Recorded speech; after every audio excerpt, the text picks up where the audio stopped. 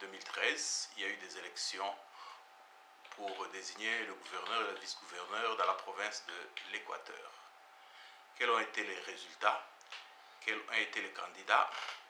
Nous avons un invité, M. Isaac Bakoukou, originaire de l'Équateur, mais qui nous dira un peu tout ce qu'il a comme casquette par rapport à cela. Monsieur Isaac Bakoukou, bonjour. Bonjour. Il y a eu des élections au niveau du gouvernorat dans la province de l'Équateur, dont vous êtes ressortissant. Est-ce que vous pouvez nous dire qui était candidat et comment cela s'est-il passé? Merci d'ailleurs de venir à mon bureau qui n'est pas vraiment bien structuré suite aux activités. Merci aussi de pouvoir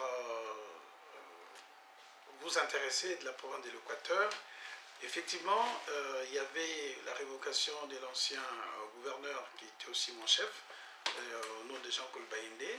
Alors à ce moment-là, il faudrait que la CENI devait organiser les élections. Effectivement, l'élection a été organisée, le premier tour a eu lieu le vendredi dernier, mais vous avez posé la question de savoir il y avait combien de candidats. Pour une première, il y avait 25 candidats en lice. Sur les 25, lors du premier tour, il y a eu 2 qui ont été qualifiés. Mais je vais rappeler un peu les résultats de certains. En fait, en ordre, monsieur, lui, l'actuel gouverneur élu aujourd'hui même, Louis Koyagallo avait eu 36, suivi de Jean-Lucien Boussa de MLC, mais il s'est présenté sous label indépendant, qui a eu 22 voix, suivi de monsieur Bolengue, qui a eu 13 voix, ainsi que monsieur Ingelo Ifoto, 7 voix, enfin Jean-René Isekemanga qui a eu 5 voix, et d'autres candidats ont eu 2, et enfin d'autres ont eu aussi une voix, entre autres mon cher vieux José Makila, et d'autres candidats ont eu 0 voix. Voilà ce qui s'est passé lors du premier tour de cette élection en remplacement de M. Jean-Claude Bayindé. Donc, rappelez à ceux qui nous suivent, celui qui a gagné, c'est M. Louis Koyagallo au deuxième tour. Aujourd'hui, vous devez savoir que la province de l'Équateur compte dans son assemblée provinciale 108 députés, et M. Louis Koyagallo, que moi j'ai soutenu, a obtenu 76 contre 27 réalisés par Jean-Lucien Boussa. Oui, la deuxième question, c'est celle-ci. Quelle est la couleur politique du candidat qui a gagné, de celui qui a été battu au deuxième tour? Moi, j'ai une autre lecture de l'élection à l'Équateur. Vous savez... Non, vous répondez d'abord à ma question et puis vous donnez votre lecture. Bon, voilà. Non, mais je voulais compléter. Bon, écoutez, Louis Koyagallo, il est du PPRD, il fait partie de la majorité présidentielle. Et Jean-Lucien Boussa, il est du MLC, mais il s'est présenté sous la label d'indépendant. Alors, je peux... Oui, donnez maintenant votre... Ma lecture, c'est-à-dire que compte tenu de la crise répétée au niveau de la province de l'Équateur, et puis effectivement entre le gouverneur et l'Assemblée provinciale, la province de l'Équateur n'avait pas besoin de quelqu'un issu de l'opposition ou de la majorité présidentielle. La province de l'Équateur avait besoin d'un acteur politique providentiel. C'est-à-dire quoi? C'est lui qui vient pour, d'une part, réconcilier les Équatoriens entre eux, et puis, avec ces Équatoriens, élaborer un projet de développement pour la province de l'Équateur. Vous savez bien, je suis en affaires courantes en tant que conseiller chargé des relations extérieures du gouverneur sortant. Mais nous avons des problèmes, et ces problèmes ne pourraient être réglés que par un monsieur qui, par son expérience, n'oubliez pas que ce monsieur fut commissaire régional assistant, vice-gouverneur à Bukavu, gouverneur au Katanga, ministre, vice-premier ministre et premier ministre intérimaire. Donc, l'Équateur a besoin de quelqu'un qui a de l'expertise. Et pour moi, c'était la personne indiquée pour essayer de raccommoder et réparer un peu tous les problèmes et résoudre un peu quelques problèmes qui étaient à l'époque de l'ancien gouverneur. Bon, vous parlez d'expertise. Au vu de l'état actuel de notre pays, est-ce qu'on peut dire que ceux qui sont passés à la tête du pays ont de l'expertise? Parce que le résultat... Ça dépend le contexte. Vous avez bien vu qu'il y a eu dans d'autres provinces, le candidat de la majorité a été battu. Les candidats de la majorité ont été battus. Mais là, il y a un candidat de la majorité qui a gagné. Ce n'est pas parce qu'il fait partie de la majorité qu'il a gagné, c'est les souhaits des Équatoriens. Ils ont trouvé en lui un homme sérieux, crédible et qui peut réhabiliter la situation de la province de l'Équateur.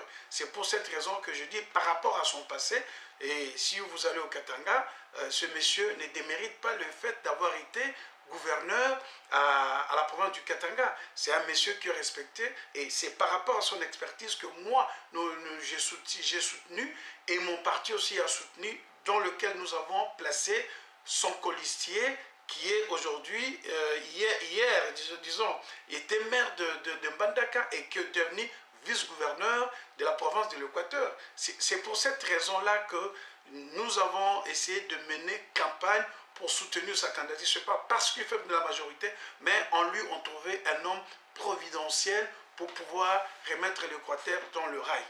Bien, est-ce que vous pouvez rappeler pour ceux qui nous suivent le nom de votre parti et qui le dirige? Parce que vous êtes du PPRD, non? Non, moi je ne suis pas du PPRD, bon. Je ne suis pas socialiste.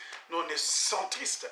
Et notre parti, c'est le Parti démocrate chrétien, cher à son autorité morale, José Ndundu Bonanga. Ça, c'est notre parti politique et nous avions placé comme colistier un vice-gouverneur à la personne de M. Impeto, qui vient d'être élu dans le ticket Koegelo Impeto, et aujourd'hui, l'un devient gouverneur et l'autre vice-gouverneur. Monsieur Isaac Bakoukou, vous savez bien que les élections qui ont eu lieu, c'est ce qu'on appelle des élections au second degré, c'est-à-dire des élus qui élisent. Et vous pouvez nous rassurer que votre candidat n'est pas passé à coup d'argent et que les députés provinciaux n'ont pas eu la patte graissée, comme on le dit vulgairement. Moi, je n'ai pas connaissance de ce que vous avancez. Je pense qu'il y a des députés provinciaux qui ont une certaine maturité et qui ont voté en âme et conscience. Mais comme les gens, on a toujours, vous savez, dans notre tradition africaine, il ne se passe rien, il faut qu'on identifie quelqu'un qui est à la base ou qui est à la cause de ce qui s'est produit. Moi, je n'ai pas connaissance. J'étais en Mbandaka le jour où M. Koegelo et notre président José Ndundu ont foulé l'aéroport de Mbandaka. J'étais là et moi, je n'ai pas pris connaissance de l'argent, etc. Mais il s'est fait que certains candidats ont monté, ils ont eu une certaine générosité et ils ont peut-être donné l'argent aux députés provinciaux. Mais quant à moi, à pouvoir objectiver cela, je ne pense pas, je peux aller dans ces terrains-là qu'il y a eu de l'argent. Je n'ai pas vu et je ne peux pas m'avancer dans un terrain que moi je ne maîtrise pas par rapport à ma réalité. Monsieur Isaac Bakoukou, c'est bien d'accéder au pouvoir.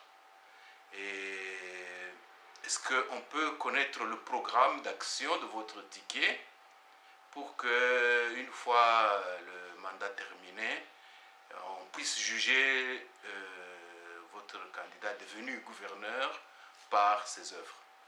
Je vois que vous vous posez la question en ce qui concerne le programme. Je dois vous rappeler que le gouverneur élu aujourd'hui, c'est un gouverneur qui doit aussi, en principe, exercer les affaires courantes. C'est-à-dire qu'il va exercer les affaires courantes pour prise de décisions administratives, mais pas des décisions de disposition. Donc, ça veut dire que il y a des priorités qu'il va pouvoir mettre sur pied afin de faire avancer les choses. La continuité de l'administration oblige, mais soyez sûrs et certains, c'est un gouvernement de transition et la priorité pour nous aujourd'hui à l'Équateur, c'est l'électrification. Ça, c'est un projet, que soit quelqu'un qui exerce les affaires courantes ou pas, c'est d'abord cette priorité et puis réhabiliter la situation sociale de notre population. Il n'a pas un mandat de 5 ans. C'est un gouverneur élu parce que les mandats de tous les gouverneurs sont finis et l'État doit continuer compte tenu de non-organisation des élections. Mais nous avons des priorités et une des priorités que je dois vous révéler, c'est l'électrification dans la ville de Mbandaka. Et puis, il y a aussi le social, les routes et puis réhabiliter les secteurs agricoles. Si vous allez aujourd'hui à l'Équateur et en Mbandaka précisément, il y a des incitants aujourd'hui, même au niveau du ministère de l'Agriculture, pour que les gens commencent à reprendre la culture, l'agriculture pour le développement de la province. Bien, merci, monsieur Isaac Bakoukou. Et quel est votre mot de la fin? Mon mot de la fin, je vis que je remercie les députés provinciaux qui ont eu cette sagesse et maturité de choisir l'homme à la place qu'il faut.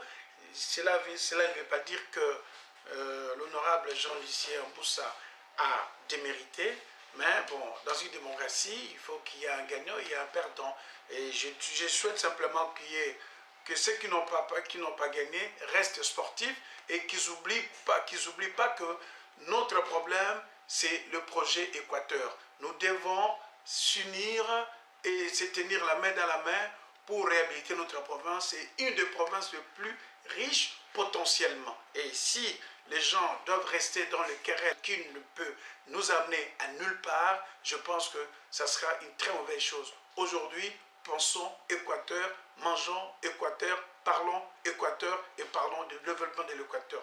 Je remercie les gens qui ont soutenu la candidature de nouveau gouverneur. J'ai fait allusion à l'honorable d'Mbandaka, Aritoma Lokondo, notre patriarche José Ndundu Bononga et tous ceux qui ont contribué pour son élection en tant que le premier citoyen de la province de l'Équateur.